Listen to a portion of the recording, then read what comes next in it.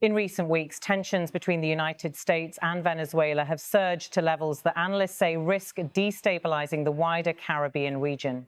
At the center of this confrontation is Venezuelan President Nicolás Maduro, who remains in office following his controversial third inauguration in January 2025. Meanwhile, U.S.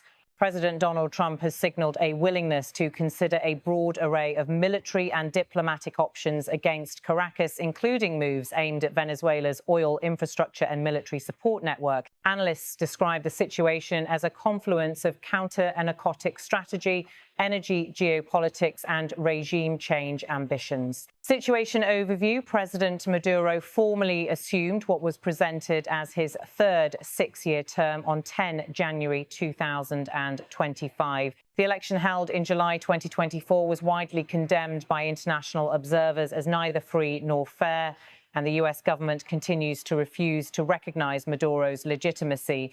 From Washington's perspective, Maduro's regime is accused of running a transnational narcotics enterprise supplying the U.S. and is labeled a narco-terrorist network.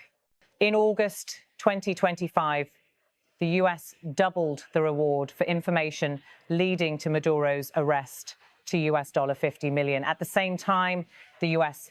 military has carried out strikes on vessels in the southern Caribbean and has built up a naval and air presence off Venezuela's coast. A military buildup is underway amid public U.S. discourse on possible military options to pressure or remove Maduro's support network. Caracas has responded by mobilizing militia units and warning of the biggest threat our continent has seen in 100 years.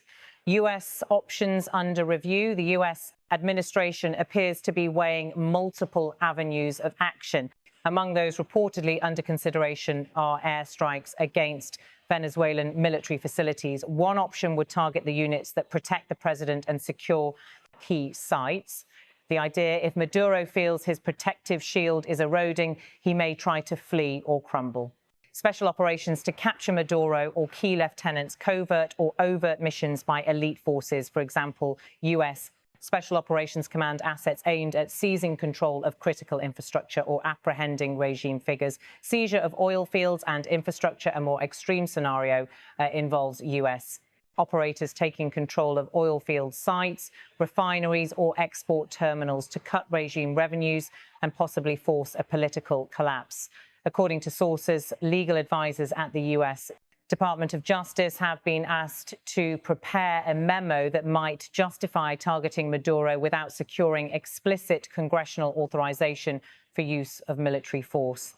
The White House has not publicly confirmed such a memo exists. While deliberation continues, the administration has not yet given the green light for a full-scale military operation inside Venezuelan territory. There are also signs of a broader strategic objective, using the illegal drug narrative as a legal and moral framework for operations. One senior U.S. official told The Atlantic that the aim includes locking out China from Venezuela's resources and restoring U.S. influence in the hemisphere. Military buildup, maritime actions and Caribbean impact. Since late 2025, U.S. forces have increasingly deployed to the southern Caribbean. In early November, the U.S. activated a Cold War-era naval base in Puerto Rico and sent F-35 jets, destroyers and thousands of troops into the region. According to Reuters and other outlets, the presence is the largest U.S. military deployment in the Caribbean in decades. In parallel, U.S. armed forces targeted vessels off the coast of Venezuela and in international waters, claimed to be operated by criminal organizations tied to the Venezuelan regime. At least one strike reportedly killed 11 people in early September. The U.S. justification is framed as permissible under self-defense and counter-narcotics policy, but independent experts, including a UN panel, concluded these strikes may amount to extrajudicial executions and violate international law, given the absence of clear legal basis and the sovereignty implications for Venezuela. From the Venezuelan side, Maduro decried the deployment of warships as an illegal regime change attempt. Regional governments from Colombia to Brazil have expressed concern, warning that any miscalculation could trigger a full-blown military conflict. Venezuelan government reaction: President Maduro and his inner circle have responded with strong nationalist rhetoric and a mobilization of their own. In August 2025, he pledged to deploy over 4 million militia members, an unprecedented initiative in recent Venezuelan history. The president warned that Venezuela was facing the gravest threat the continent has seen in 100 years. At the same time, the regime has conducted large-scale military exercises, reinforced its border with Colombia, and issued repeated statements that any U.S. strike inside Venezuela would provoke strong retaliation.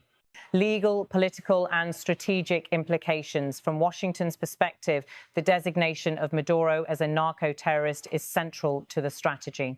By casting the Venezuelan state as a criminal enterprise, the Trump administration aims to justify robust policy options, including kinetic military operations, asset seizures, and regime change tactics. Yet this strategy raises numerous legal and strategic questions.